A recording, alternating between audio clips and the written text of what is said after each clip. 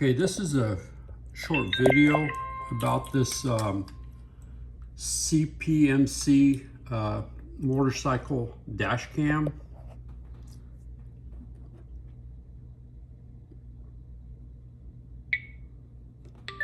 Asked me if I wanted to format the card, SD card. Sure, why not?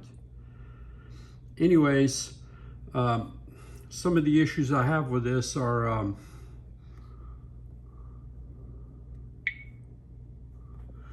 the TPMS. So on here, you can only set the low tire pressure and the high tire pressure. So even, gosh dang it. So this is another problem. So now I'm in CarPlay and there's no button to get me back to the main screen. So the only option is to go through with the remote and cycle through until you get there. So this is the front camera. This one's the rear camera. This is a split screen with both cameras. And then I'm back to the main screen. So anyways, on the on here, if you have tires that which, like, I believe probably the majority of motorcycles run a lower pressure on the front versus the rear, or vice versa. On mine, it's 36 in the front and 40 in the rear. Well, there's no way to set these individually for each tire. So you have to set a low that's below the lowest pressure and a high that's above the highest pressure.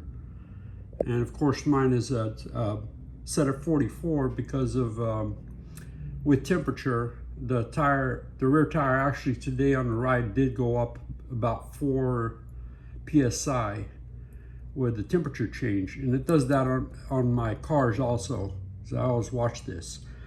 Another thing on here, okay, is this compass.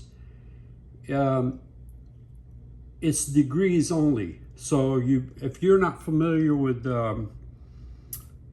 degrees, which is kind of really odd, and you cannot change this, it is fixed.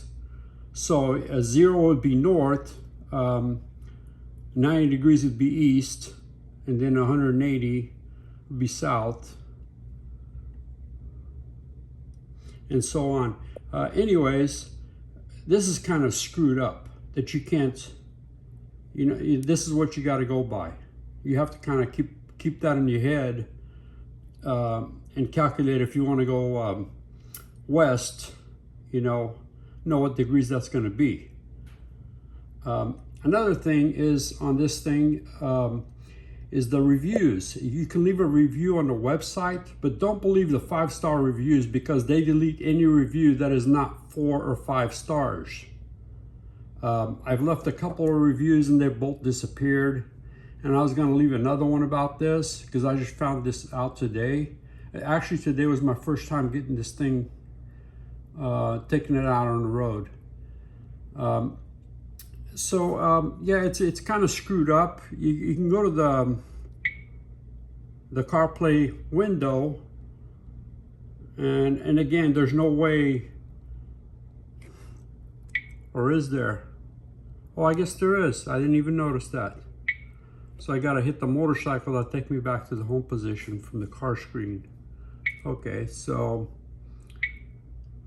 and then you're in maps, and then this will take me back to that, and then this will take me back to there.